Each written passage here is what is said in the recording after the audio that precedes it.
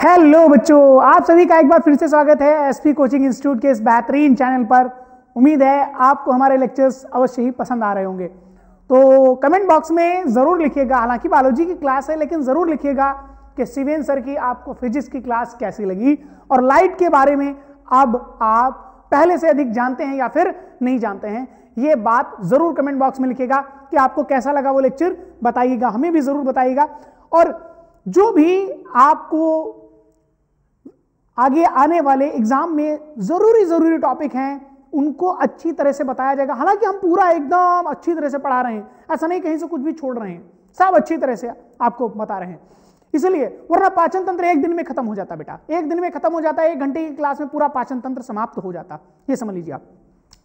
तो आज की क्लास में डायग्राम आपको कैसा लगा जरूर लिखिएगा कि आपको डायग्राम ये कैसा लगा। बेटा इस डायग्राम को देख करके आपको लगा होगा कि हाँ कैसा होता है रियल में देखने में। वैसे रियल में देखने में इतना ज्यादा नहीं ठीक लगता है, वैसे तो अच्छा लग रहा है देखने में, है ना, लेकिन रियल में जब देखेंगे तो थोड़ा सा इससे डिफरेंट होता है, थोड़ा नहीं काफी डिफरेंट हो जाता है।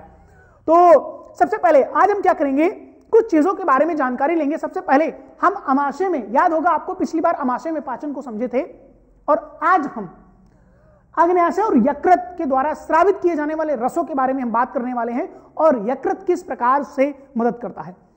जानकारी पाएंगे, थोड़ा और स्पेसिफिक जानकारी होगी जिससे आपको पता चलेगा। एक यकृत को और नाम मैं देने वाला हूं, ठीक है, और आज जान जाएंगे कि क्यों उसे ऐसा नाम दिया जाता है।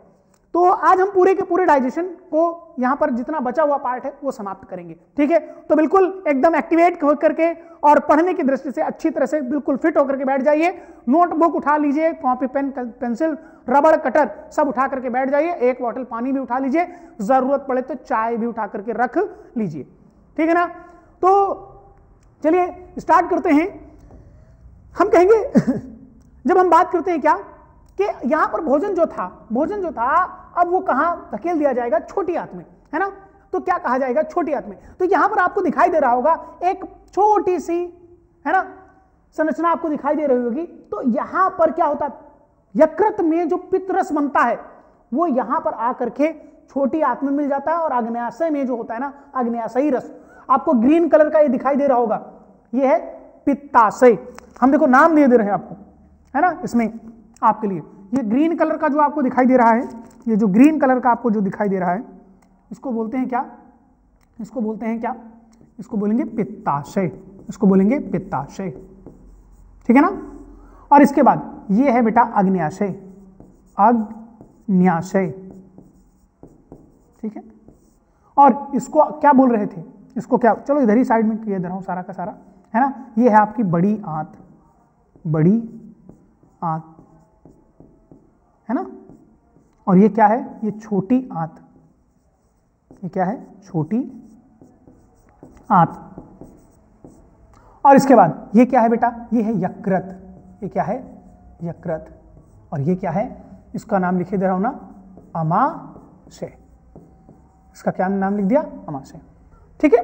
तो ये सारे के सारे पार्ट आप अच्छी तरह से बढ़िया एकदम बेहतरीन डायग्राम आप अपने उसमें भी कॉपी में या नोटबुक में भी अच्छी तरह से बनाइएगा। तो यहां पर आज हम चर्चा करने वाले, मैं कह रहा था, मैंने अभी आपको बोला कि आज हम चर्चा करेंगे किसके बारे में, सबसे पहले अग्न्याशय के बारे में। किसके बारे में चर्चा करेंगे, अग्न्याशय के बारे में। शायद आपको याद होगा कि अमाशय की दीवार से HCl स्रावित होता है। अब देखिए HCl है अम्लीय, अब यहां पर भोजन का माध्यम कैसा हो जाएगा, अम्लीय। याद रखें अम्लीय माध्यम में भोजन का अवशोषण नहीं होता है। अम्लीय माध्यम में जब छोटी आंत में हो जाएगा तो वहां पर भोजन का अवशोषण नहीं होता है। इसको क्षारीय माध्यम में परिवर्तित करने के लिए 2 रस आते हैं, अग्न्याशयी रस और पित्त रस। कौन कौन सा रस, अग्न्याशयी रस और पित्त रस। तो यहां पर हम क्या कहेंगे कि अमाशय में भोजन का माध्यम कैसा रहता है, लिखेंगे अमाशय में, अमाशय में भोजन का माध्यम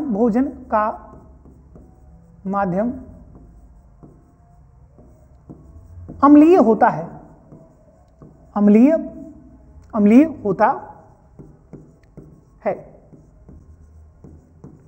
अमाशय में भोजन का माध्यम क्या होगा, अम्लीय होगा। यहां पर ये नोट पॉइंट में डालिएगा बेटा, नोट पॉइंट में डालिएगा इसको अच्छी तरह से और इसे ध्यान रखिएगा प्लीज, जिससे आपको आगे जब आप पढ़ें कभी ना तो आपको समस्या ना आए बेटा, ठीक है। तो अमाशय में भोजन का माध्यम कैसा होता है? अम्लीय। तो हम कहेंगे कहेंगे इसके कारण भोजन का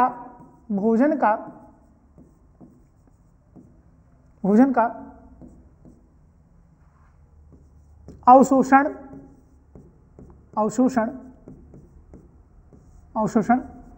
नहीं हो पाता, अतः इसे क्षारीय माध्यम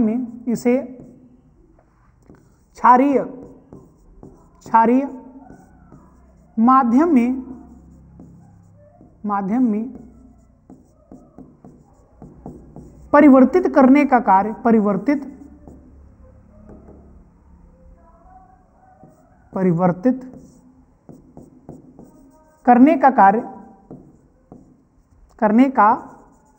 कार्य कौन कौन करेगा बेटा? कौन कौन करेगा? नंबर एक पर किसको बोलेंगे? पित्तरस। नंबर एक पर क्या बोलेंगे? पित्तरस वहां आकर के मिल जाएगा, पित्तरस, बाइल जूस। और नंबर 2 पर कहेंगे कि अग्न्याशयी रस।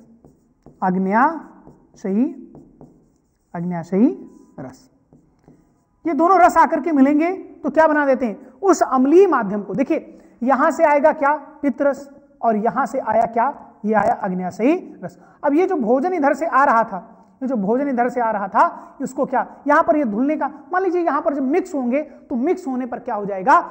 यहां पर भोजन का अम्लीय जो माध्यम था वो क्या कर देगी? क्षारीय माध्यम में परिवर्तित कर देंगे। तो कह दे, अगर पूछ लेना अम्लीय से क्षारीय में, भोजन के अमाशय में जो भोजन होता है वो अम्लीय माध्यम होता है, उसे क्षारीय माध्यम में परिवर्तित करने का कौन से रस कार्य करते हैं? तो यहां पर कौन सा, यहां पर कौन कौन सा रस? यहां पर आया कौन सा? यहां पर अग्न्याशयी रस हो गया, और वहां पर कौन सा हो गया? पित्तरस हो गया, ठीक है। अब देखिए ये वाला डायग्राम आपका हर एक स्लाइड पर कॉपी करना पड़ेगा, तो पहले एक काम कर लेते हैं ना, तो इसके लिए 1 सेकेंड बस, अभी हो जाता है काम। ये हो गया डिलीट, और ये मैंने इस पेज की कर ली क्या? कॉपी, है ना। अब मैंने इसकी कॉपी बना ली है, और बैक वाले पेज पे जाके ये क्या हो गया?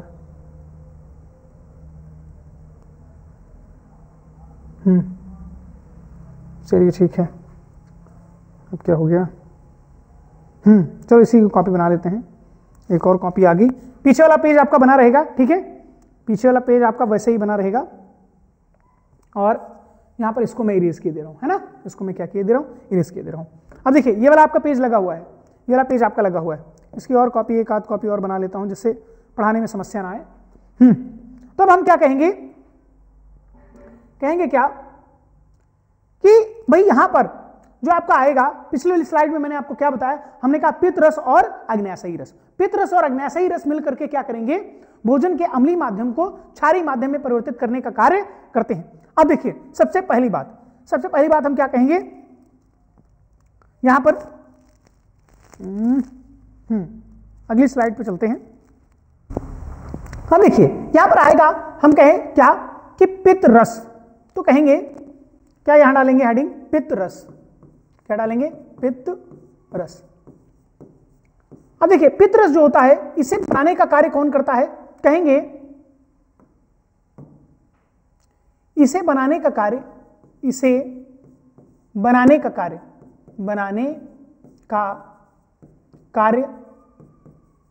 कौन करता है? भाई पित्तरस को बनाने का कार्य यकृत करता है। याद रखिएगा इस बात को, पित्तरस को बनाने का कार्य यकृत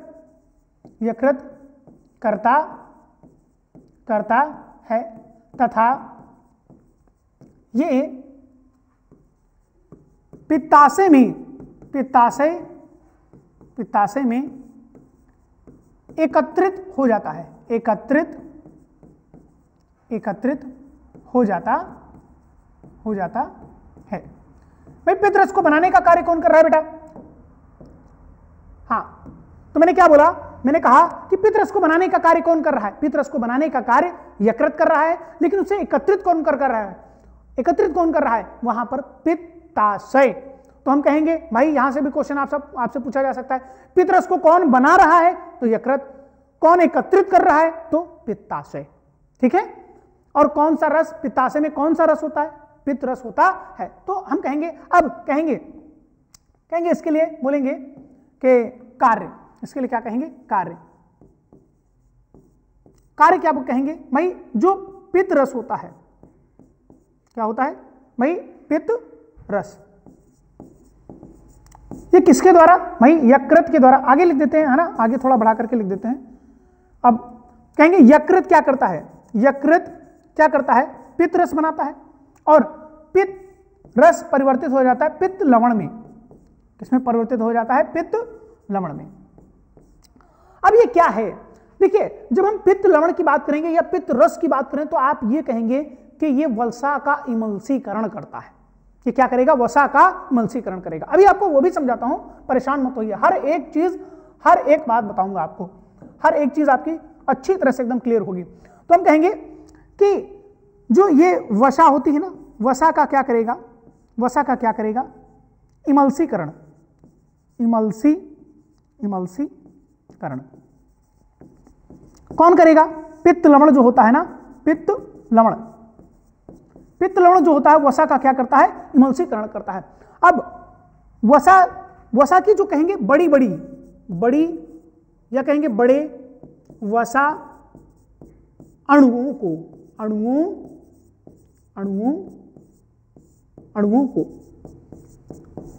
भाई, ये जो वसा के जो बड़े बड़े अणु होंगे, उन वसा के छोटे, यानी कि वसा में ही बदलेगा, लेकिन वो वसा के अणु कैसे होंगे? छोटे छोटे। कैसे होंगे? छोटे छोटे वसा अणुओं में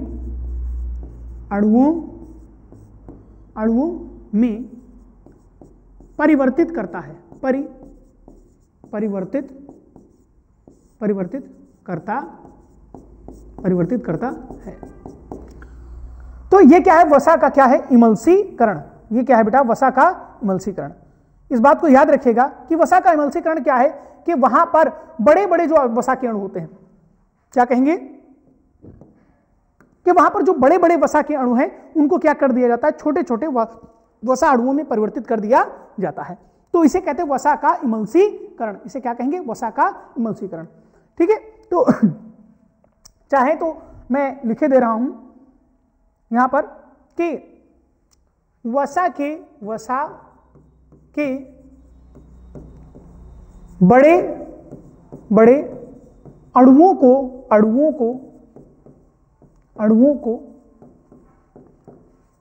छोटे छोटे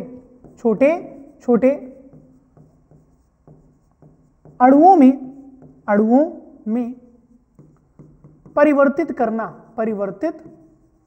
परिवर्तित करना वसा का इमल्सीकरण कहलाता है। इमल्सीकरण कहलाता है। अब यहां पर यह बात आपको अच्छी तरह से समझ में आ गई होगी कि यहां पर क्या हो रहा है? वसा का इमल्सीकरण, और यकृत यानी पित्त रस क्या कर रहा है? पित्त लवण में परिवर्तित हो रहा है, और वो पित्त लवण क्या करता है? वसा का इमल्सीकरण करता है, जो कि बड़े बड़े जो वसा के अणु होते हैं उनको छोटे छोटे वसा अणुओं में क्या कर देता है? परिवर्तित कर देता है। याद रखें, जो बड़े अणु होते हैं ना, उनको पाचन करने में समस्या होती है। उनको पाचित करने में क्या होती है? समस्या होती है। तो वो पाचित नहीं हो पाते, जिसके कारण क्या होता है? उन बड़े बड़े अणुओं को क्या कर दिया जाता है? इमल्सीकरण कर दिया जाता है पित्त लवण के द्वारा, जिससे वो क्या हो जाते हैं? छोटे छोटे। जैसे आपसे कह दिया जाए कि क्या एक रोटी खा लेंगे, तो आप बोलेंगे हाँ, हम एक रोटी क्या कर लेंगे? खा लेंगे। लेकिन कह दिया जाए कि एक पूरी रोटी है और उसको एक बार में खाना है, एक पूरी रोटी है उसको एक बार में क्या करना है? खाना है। अब इतनी बड़ी रोटी है, आपको एक ही बार में खाना है, मतलब एक रोटी तो पूरी खा जाएंगे, लेकिन उसको क्या करना है, छोटे छोटे पार्ट में तोड़ना पड़ेगा। अब वो छोटे छोटे पार्ट में तोड़ रहा है, पूरा बड़ा अणु है, उसको डाइजेस्ट करने के लिए क्या कर रहा है, छोटे छोटे अणुओं में परिवर्तित कर रहा है। यही तो हमने पढ़ा था ना कि बड़े बड़े अपचित अणुओं को छोटे छोटे पाचित अणुओं में तोड़ना ही क्या कहलाता है, पाचन कहलाता है। अब देखिए इसके बाद चले हम क्या अगले पेज पर या इसी पेज से प्रारंभ कर दिया जाए। हमने पढ़ा था किसके बारे में, अब हम पढ़ेंगे, चलो यहीं से चलो आगे वाले ही पेज पे चलते हैं। यहां पर कहेंगे, अब यहां पर डालते हैं अग्न्याशय। क्या डालेंगे बेटा, अग्न्याशयी, अग्न्याशयी रस। अब आपको पता चल गया कि भाई वहां पर पित्त रस क्या कार्य कर रहा है, वहां पर ये पता चल गया आपको कि पित्त रस क्या कार्य कर रहा है। अभी इसके बाद यहां पर कहेंगे कि भाई नेक्स्ट वाले में कि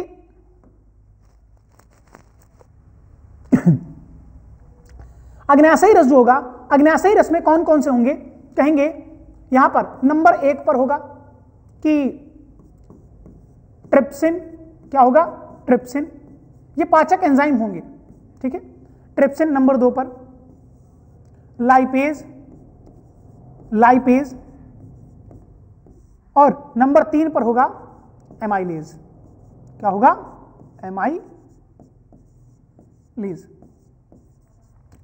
ये 3 पाचक एंजाइम होंगे, ये 3 क्या होंगे, पाचक एंजाइम होंगे। इनको आप अच्छी तरह से याद रखिएगा। अब इनके बारे में लाइन से हम पढ़ते हुए चलते हैं, यानी तीनों के बारे में हम अच्छी तरह से समझेंगे। तो सबसे पहले प्रारंभ करते हैं किसके बारे में, अगले पृष्ठ पर जाकर के पहले इसकी कॉपी बना लेते हैं, ठीक है। पहले इसकी कॉपी बना लेते हैं, ये इसकी कॉपी बना ली मैंने, और ये है, और इसको हमने क्या कर दिया, इसको हमने पूरा इरेज कर दिया, ठीक है। तो अब ये आपका हो गया। तो इसकी 1 2 है ना, चलाते हैं यहाँ पे।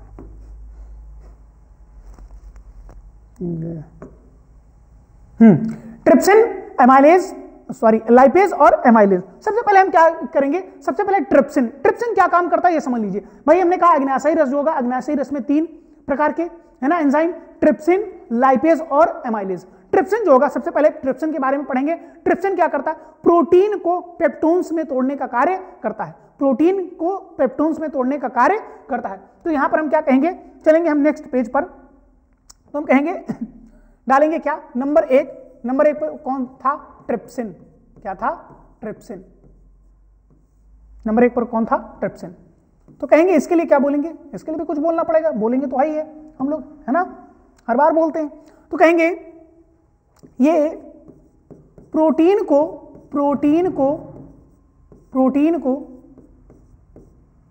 पेप्टोन्स में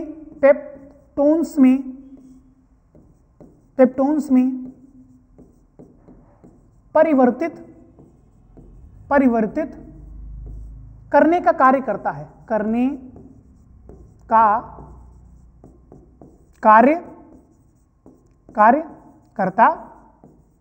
करने का कार्य करता है, ठीक है ना। तो यहां पर क्या कहेंगे कि भाई ट्रिप्सिन जो है वो क्या कर रहा है, यहां पर प्रोटीन के अणुओं को पेप्टोन्स में परिवर्तित करने का कार्य करता है। तो कहेंगे ये क्या लिख रहे हैं हम, चलो है ना, दूसरा यूज कर लेते हैं। कहेंगे प्रोटीन को किस में परिवर्तित होना है बेटा, पेप्टोन्स में, है ना। और ये किसकी उपस्थिति में हो रहा है, ये किसकी उपस्थिति में, ट्रिप्सिन की उपस्थिति में। ये किसकी उपस्थिति में होगा, ट्रिप्सिन की उपस्थिति में होगा। चलिए चलते हैं अपनी अगली स्लाइड की ओर, देखें बनी हुई है, ठीक है। तो यहां पर क्या कहेंगे, दूसरा वाला हमने ले लिया है, दूसरा वाला क्या था आपका, हाँ लाइपेज। अब देखिए सेकेंड वाले के लिए बोलेंगे क्या, लाइपेज, ठीक है। अब देखिए यहां पर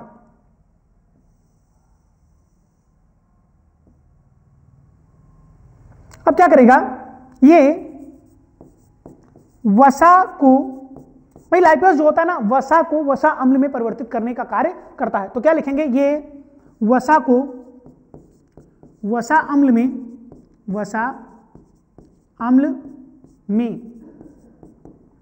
क्या करेगा, परिवर्तित करने का कार्य करता है, करने का कार्य करता है। अब हम क्या लिखेंगे, जैसे हमने कहा वसा होगा, वसा से बनेगा क्या, वसा अम्ल या वसीय अम्ल कह दो, है ना, वसा अम्ल किसकी उपस्थिति में, यहां पर लाइपेज, किसकी उपस्थिति में, लाइपेज की उपस्थिति में। ठीक है, तो ये क्या हो जाएगा आपका, परिवर्तित हो जाएगा वसा से वसा अम्लों में। फिर इसके बाद तीसरा जो आपका बचा, तीसरा मैंने क्या कराया था, एमाइलेज, तीसरा मैंने क्या कराया था, एमाइलेज। तो चलते हैं अपने अगले प्रश्न पर, कहेंगे यहां पर क्या लिखेंगे, नंबर 3 पर। अब देखिए एमाइलेज के लिए जब बोलेंगे एमाइलेज, अब ये जो एमाइलेज होता है इसके लिए समझिएगा, आपको इससे पहले मैंने आपको लाइपेज पढ़ाया था और आपको इससे भी पहले आपको होगा लार में जब मैंने आपको बताया था तो टाइलिन एंजाइम बताया था। टाइलिन एंजाइम स्टार्च को शर्करा में परिवर्तित करने का कार्य करता है, स्टार्च को किसमें, शर्करा में परिवर्तित करने का कार्य करता है। लेकिन वहां पर लगभग कुछ ही हिस्सा, कुछ ही प्रतिशत स्टार्च का पाचन वहां पर हो पाता है टाइलिन एंजाइम की उपस्थिति में। बाकी का बचा हुआ हिस्सा कहते हैं 15 से 20%, यानी 20 से 25% ऐसे करके, या 10 से 15% ही वहां पर स्टार्च का डाइजेशन होता है। बाकी का बचा हुआ जो होता है ना वो एमाइलेज, एमाइलेज क्या करता है, ये लिखेंगे क्या, ये स्टार्च को शर्करा में परिवर्तित करने का कार्य करता है, करने का कार्य करता, स्टार्च को शर्करा में परिवर्तित करने का कार्य करता है। तो हम कहेंगे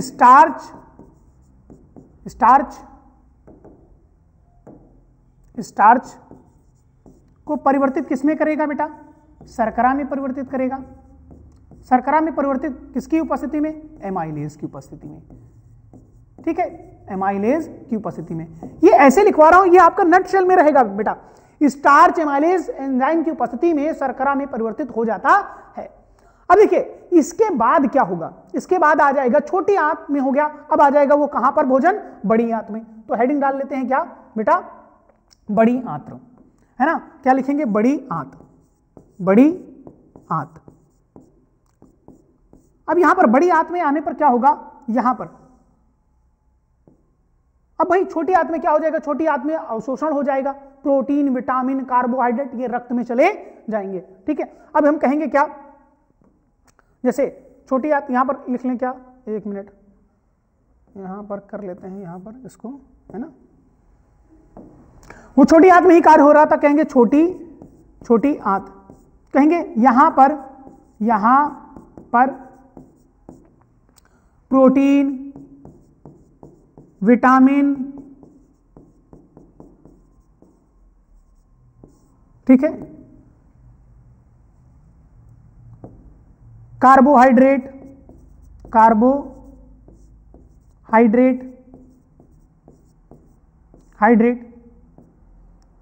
खनिज तथा लवण आदि का अवशोषण कर लिया जाता है, आदि का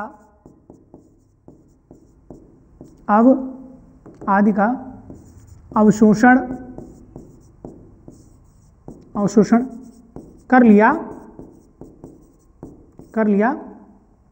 जाता है। बचा हुआ बड़ी आंत में भेज दिया जाता, बचा हुआ बड़ी आंत में भेज दिया, बड़ी आंत में भेज दिया जाता है।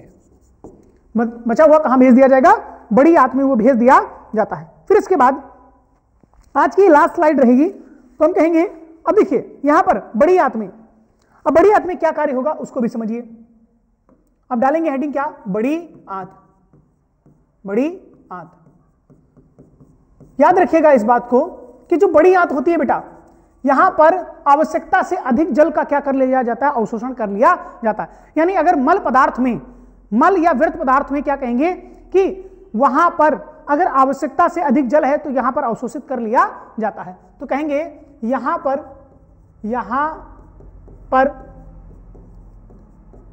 आवश्यकता से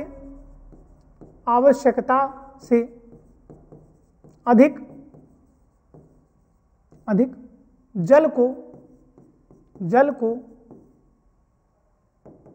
जल को अवशोषित कर लिया जाता है, अवशोषित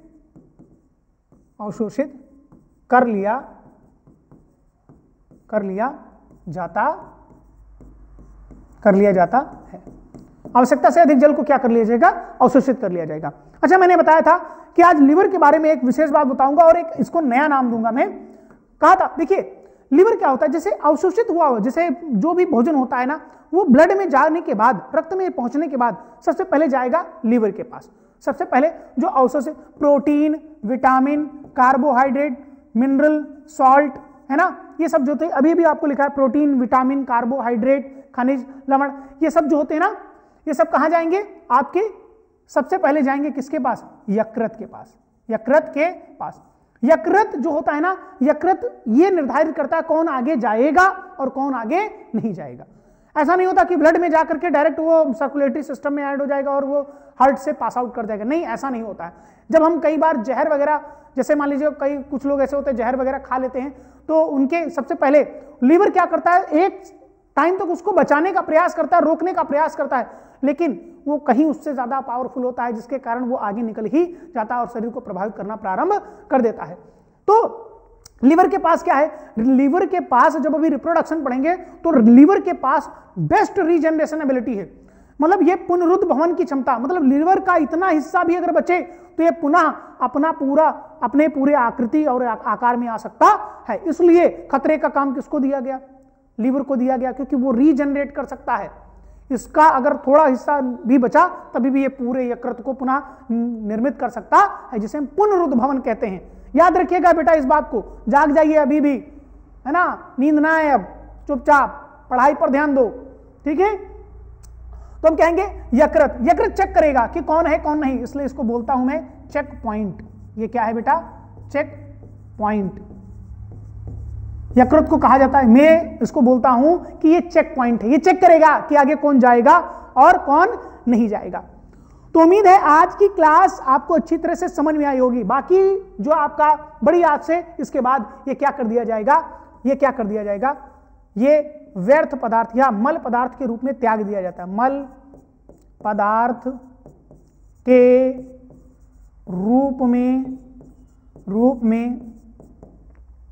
रूप में गुदा द्वारा त्याग दिया